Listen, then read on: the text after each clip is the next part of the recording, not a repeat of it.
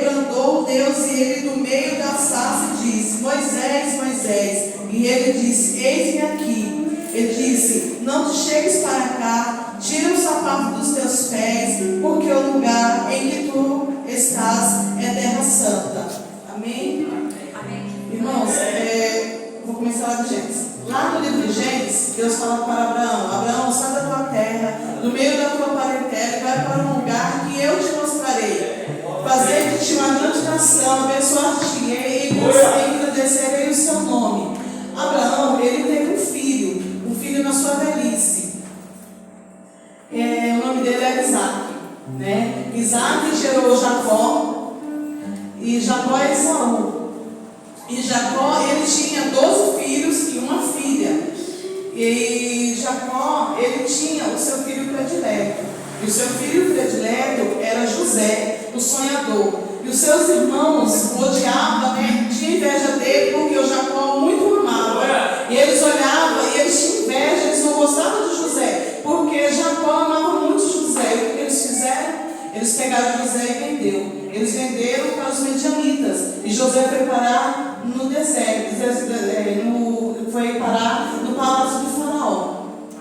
E José, os irmãos de José alcançaram grande misericórdia, alcançaram grandes bênçãos através da vida de José. Porque quando teve fome no deserto, os irmãos de José subiram para fugir da fome.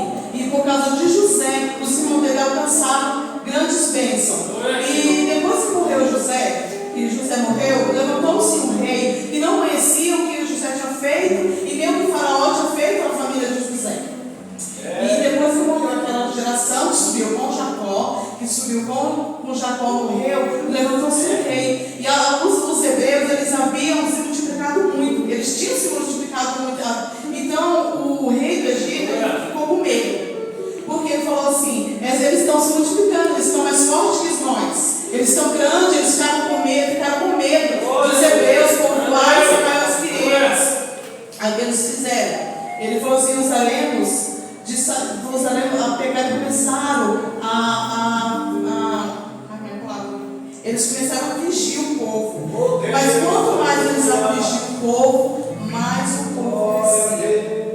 Eles colocaram cargas pesadas, fizeram muitas servidões na vida deles, todos trabalham pesado para que o povo não se multiplicasse. Mas quanto mais eles afligiam, mais o povo continuava crescendo. Aí o que eles fizeram? Chamaram as parteiras e falaram assim: vocês, todos os meninos que nasceram, vocês vão levar. E todas as meninas vocês vão deixar com vida. Irmãos, se não tivesse, se eles ficassem parteiros, fizessem o que ele tinha falado, não haveria família. Como que ia ser constituída família só com mulheres? E a família era projeto de Deus. A minha família é projeto de Deus. A sua família é projeto de Deus. Não tem como fazer família só com mulheres. Então o que eles fizeram? As parteiras, elas eram temente a Deus. Elas não deram ouvido. E aí elas deixavam os meninos com vida. E quanto mais aí eles multiplicam muito mais. E aí os hebreus começaram que provou a terra. E aí eles falaram assim: o Faraó chamou as parteiras e falou assim: o parteiro falou: por que vocês fizeram isso? Eu não falei que vocês matassem todos os meninos? Eu não falei para vocês matar todos os meninos? E ela pegaram e falaram assim: mas as hebreias não são como as egípcias. Quando nós chegamos lá, elas já têm dado a luz. Quando nós chegamos lá, as crianças já têm nascido. Aí, qual foi o próximo decreto dele? Que eu jogasse as crianças no Rio Nilo. Jogasse todos os meninos no Rio Nilo. Então, foi um rapaz da casa de Levi, casou com a filha de Levi.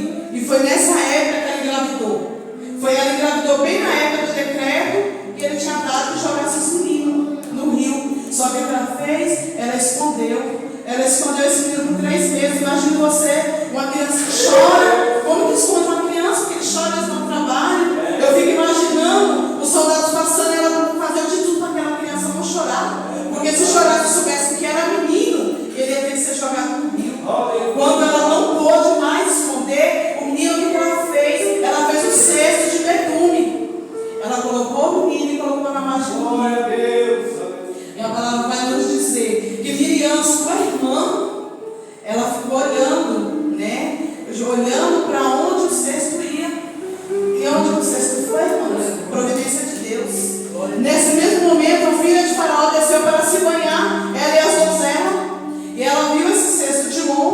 E ela falou assim para a sua serva: vai pegar esse cesto. E quando ela pegou o cesto que ela viu o menino. E ela moveu-se em íntima compaixão. Aí quem estava lá do lado dela? Miriam. A Miriam falou para ela: você quer que eu vou chamar uma hebreia, uma ama hebreia para cuidar da criança? Ela falou: vai chamar. Providência de Deus. Ela foi chamar quem? A mãe do menino. E a mãe do menino veio e falou assim: você cuida dele, eu te darei o salário. Ela só não pegou o filho dele, foi providência, porque era porque ele está morto. Mas ela pegou o menino e ainda recebeu o salário. Ela recebeu o salário para cuidar do seu próprio filho. E quando o menino já era grande, ela trouxe de volta a filha de Faraó. Aí a filha de Faraó falou assim: vai se chamar Moisés, porque o das águas eu tenho tirado. Moisés ele estudou das melhores faculdades. Moisés ele foi treinado. Moisés ele teve os melhores estudos, né? Para que mais tarde o Senhor fosse usar ele lá no deserto. Aleluia. Mas antes ele foi treinado, mas tudo foi providência de Deus. A providência de Deus, ela chega na nossa vida no momento que a gente precisa. Aleluia. Qual é a providência que nós precisamos nesta noite? Talvez seja uma cura, talvez seja uma porta aberta, talvez seja uma libertação para os nossos parentes, para os nossos filhos. Qual é a providência que nós vamos buscar nesta noite? Porque é para a gente vir na casa do Senhor, nós temos que ter um propósito. Eu não posso sair da minha casa e vir na casa do Senhor sem nenhum propósito. Aí a palavra vai nos dizer que Moisés, já grande, ele trabalhar do seu filho, porque ele estava no Egito, mas lá no sangue da veia dele era hebreu. E a palavra vai nos dizer que ele pegou e viu um Egito afligindo um hebreu. Aí o que ele fez? Ele olhou para um lado, olhou para o outro, ele pegou e lutou, né? Aí diz a palavra vai falar assim, que no outro dia ele pegou e ele viu dois hebreus se discutindo, né? E ele foi querer dar conselho. Aí o que eles falaram para ele? Ué, você vai querer ser juiz sobre nós, se onde você matou um egípcio e escondeu na areia? Olha, irmãos, eu quero dizer que nós somos observados. Nós somos observados todos os tempos. Às vezes nós achamos que não está ninguém olhando. Mas você sabe que o inimigo das nossas almas, ele está nos olhando. Foi falado aqui pelo pastor. Quando os filhos de Deus foram se apresentar a Deus, quem foi? Satanás. Aí Deus falou para ele: observasse meu servo Jó, homem ímpio, que se dizia do mal. Então, o que o Senhor nessa noite tem falado de nós? O inimigo for perguntar para ele: observasse minha serva Wanda, o que o Senhor tem para falar de mim? Olha aí. Pai, o exemplo que eu tenho dado. Nós somos observados a todos os momentos, no lugar que nós trabalhamos. Nós somos observados na rua que nós moramos. Nós somos observados pelos nossos parentes. Aleluia. Qual é o exemplo que eu tenho dado? Como que eu tenho dado perante a vida do Senhor? Como que eu tenho dado na presença do Senhor? Para dar exemplo a que outros vêm falando: porque aquela saída vai é o servo do Senhor. Então eu preciso ser como ela. Eu tenho exemplo para mim. Nós precisamos ser exemplo para este mundo. Nós precisamos ser exemplo dentro da nossa casa. Pois eu tenho dado para as minhas filhas, para que hoje elas falem: não, a minha mãe é serva do Senhor. Ela verdadeiramente serve, mas muitas das vezes, dentro de casa eu sou uma coisa, mas eu sou outra. Na igreja eu sou de um jeito. Aí dentro da minha casa eu posso ser uma pessoa que eu não sou. Nós precisamos mudar os nossos conceitos. Nós precisamos mudar e chegar mais a Deus. Pedir para o Senhor que nós vamos andar em caminhos retos, andar em caminhos que vão bem agradar os olhos do Senhor. Né, irmão? Aí o que acontece? Moisés temeu ser morto pelo Faraó. Aí o que ele faz? Ele foi para o deserto de Midian. Lá no deserto de Midian, ele protege as mulheres. Aí as mulheres falam para Jetro assim, as filhas de Jetro fala bem com Moisés, fala: manda me chamar. Agora você já imaginou Moisés do palácio ao deserto? Aí ele casou com a filha de Jetro, depois se tornou pastor de ovelha, de príncipe a pastor de ovelha. Irmãos, se Deus precisar de tirar eu do salto para mim ter encontro com Deus, ele vai permitir. Se Deus quiser, precisar que eu tenha encontro com Ele vai mudar o meu jeito, Ele vai armar caminhos para que eu vá no deserto. Não deixe nós chegar no deserto para ter encontro com Deus, porque a palavra vai nos dizer que Moisés ele virou pastor de ovelhas. Certo dia ele estava apacentando as ovelhas e ele viu uma sarça onde o fogo ardia e ele não consumia a sarça, ela não se queimava, né? Aí ele ficou olhando e ele falou assim: nossa, eu virarei para lá para ver essa maravilha. Aí quando ele chega perto, o Senhor fala: Moisés, não chega para cá. Não chega porque o lugar que tu pisa santo é esse. Irmão, isso aqui é santo, isso aqui é santo. Isso é santo.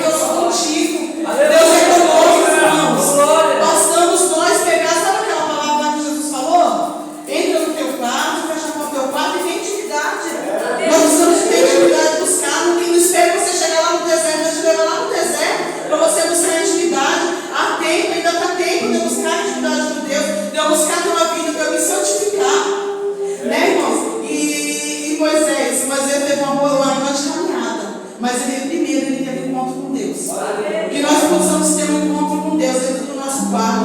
Porque ter encontro com Deus no meio da multidão é muito fácil. Agora eu quero ter um encontro, nós temos que ter encontro com Deus é no nosso íntimo. Ter experiência, né? Ter experiência com Deus. Deus falar no seu coração. Deus ir lá no seu quarto, você sentir a presença de Deus.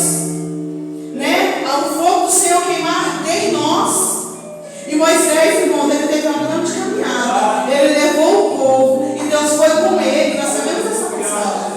Né? E ser um Arão. Se Deus precisar de uma pessoa do seu lado, é bom caminharmos dois juntos. Porque se um cair, o outro levanta.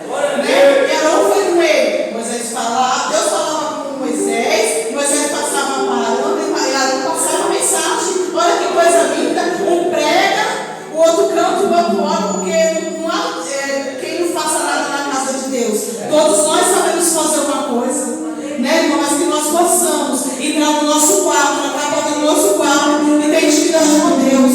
Buscar mais a presença de Deus, porque é necessário. Irmãos, almas aí fora perecendo. O clamor desse povo está subindo aos pés do Senhor. O que eu tenho feito?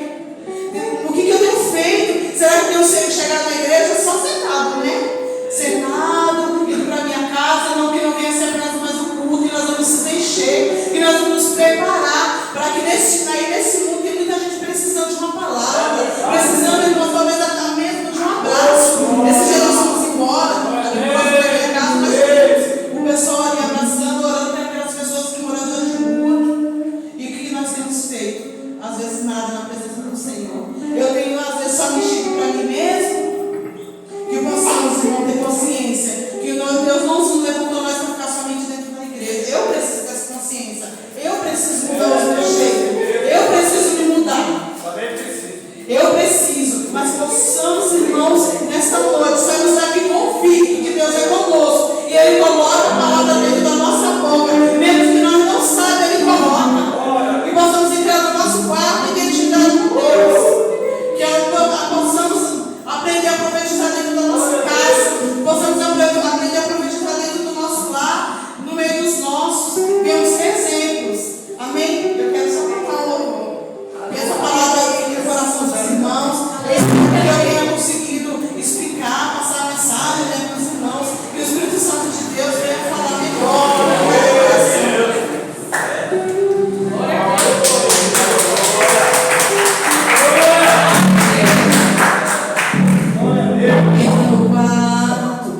Feche a porta, chegou a hora de falar com Deus.